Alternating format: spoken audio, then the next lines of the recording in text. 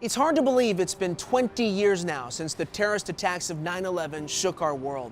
Most of us remember exactly where we were that day, some now too young to remember, but like millions around the world, I remember watching these events unfold live on television, and I couldn't help but feel a sense of helplessness as we watched thousands of lives lost, including 3 of our own V-teamers, Donna Bowen, Derek Washington, and Leonard White.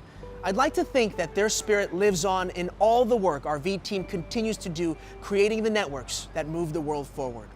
And immediately after that tragic day 20 years ago, Verizon didn't just stand by and watch as first responders ran to a crisis. We were there to help our community, help our nation, and the world recover. It was right here at 140 West Street in New York City, across the street from the World Trade Center towers, where V-teamers worked tirelessly to restore communications in Manhattan, working 2 12-hour shifts.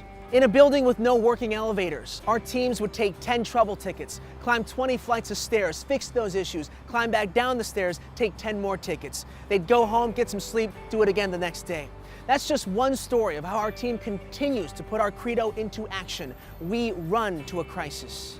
This year, to commemorate the 20th anniversary of 9/11, we're sharing the untold stories of the work our V-team played in the relief and restoration efforts in a special series, The Untold Story of Reconnecting New York. This series will be an interactive and immersive experience unfolding right in your text messages. To opt into the experience, simply text 912 to 1-855-660-0912. Now, I got a chance to take a little sneak peek at the content, and I have to tell you, it is amazing to hear those stories from our passionate Verizon family, and we'd like to share that sneak peek with you right now. Check it out. The mission was always clear. We are going to restore service. We are going to get the stock exchange back in service, and whatever we have to do to get that done, we're going to do.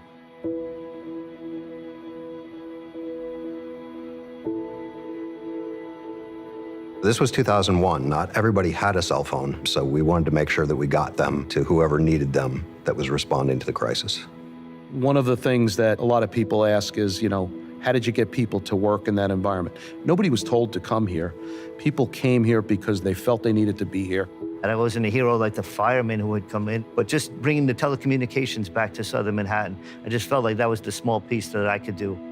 The first time I read the Verizon Credo was some years after this, and I saw the line, "We run to a crisis," and I thought, wow, that's true. Yeah, I believe it. I remember talking to some of the technicians in the field and saying, "How long have you been here?" They would say 14, 15 hours. Some would say, "I've been here 24 hours." I said, "Why don't you get some rest?" They said, "I'm not leaving. I'm not leaving till this is done."